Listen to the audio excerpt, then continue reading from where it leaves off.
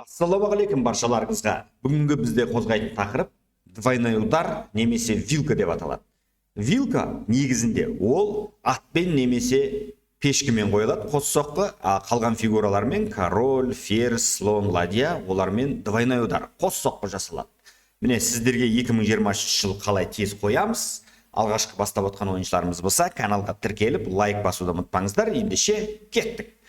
Мен қарап отырмын позицияда бұл жерде ешқандай бір вилка двойной удар қоятын мүмкіндік жоқ, қиын. Сондықтан маған размен вариантын қарастырам бірінші. Олар жейді, ары қарай осындай керемет атпен, корольмен және ладьяға вилка қояды екен. Міне айырбас, вилка и ладьясын ұтып аламын.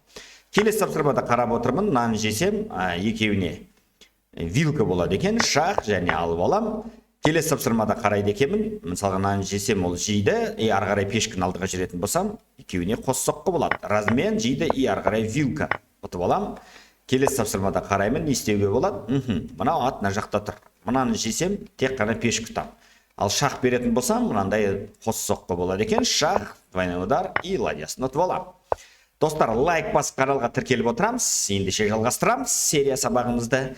Іздейміз, қалай бұл жерде мүмкіндік бар. Мына екеуі бір диагональда тұр екен, сондықтан слонды жібереміз и ферзін ұтып аламыз. Келесі тапсырмада қараймын, мына жерде размен жасаған маған тыйымды, ары қарай вилка и ладьясын ұтып аламын. Келесі сабақта қараймын, шах берем және слон ұтып алады екен. Келесі тапсырмада не істейміз? Қарап отырамыз, слон барады екен, ферзі ұсталады екен. Бір жағынан ферзді ұтып аламыз. Қос соққы, бір жағынан ферзді ұтамыз. Ат қорғаусы тұр, шах арқылы ұтып алады екен біз. Келесі тапсырмада вилка және ферзь кетеді. Қараймыз, қос соққы және атын ұтып аламыз шах арқылы. Мына жерде слон қорғаусы тұр, король ортада. Көп жағдайда осындай король ортада қалған кезде фигура ұтып жатамыз. Так, бұл жерде не істеуге болады? Комбинация, шах және атын ұтып аламыз. Қараймыз, не істеуге болады? Так, шах. Королындағы қаша алмайды, ладья бар, сондықтан қос соққы болады екен, и ладьясын ұтып аламыз. Келесі тапсырмада ат қорғаусыз қалды, сондықтан шах және атын ұтып аламыз.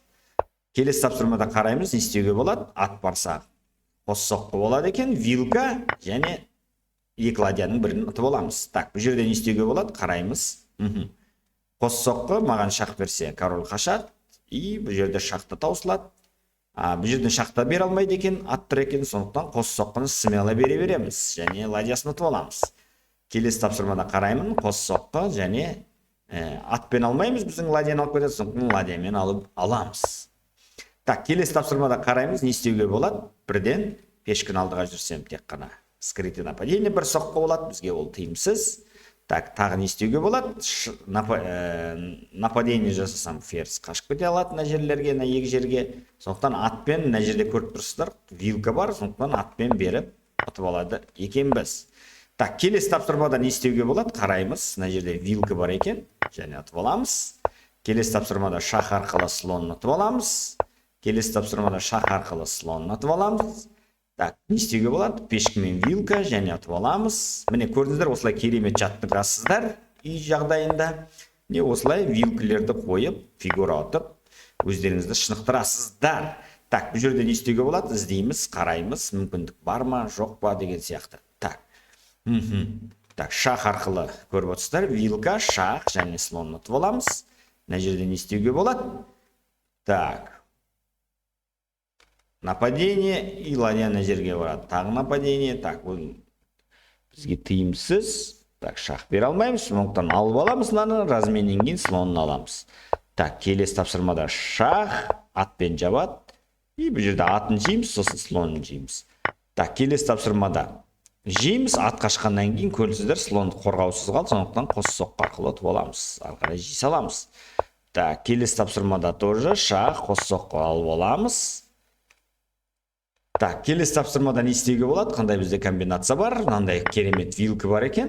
Так, келесі тапсырмада не істейміз? Қараймыз. Разменнен кейін бізде атпен керемет вилка арқылы ферзін ұтып аламыз.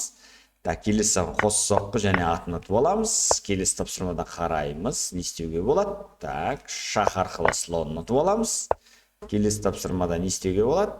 Так, шах арқылы ары қарай қуып, осындай ферзін немесе ладьясын ұтып жатады екенбіз.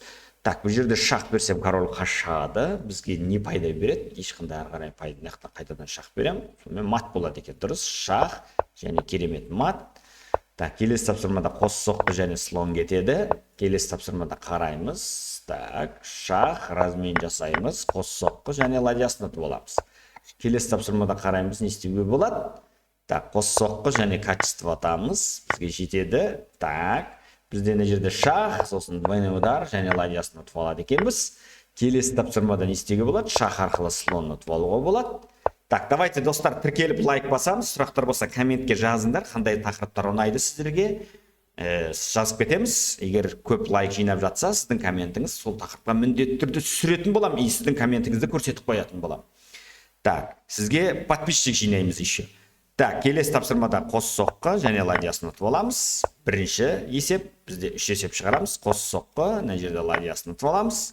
Давайте достар соңғы есеп қараймыз, қандай мүмкіндік бар. Бұл жерде іздейміз. Қос соққы, міне көріп отырсыздар, и жай ғана ладьясын ұтып аламыз. Достар, лайк басып тіркелуді ұмытпаймыз. Комментке ойларыңыз болса жазып кетеміз. Келесі сабақта кездескенше күн жарық болсын ағайын.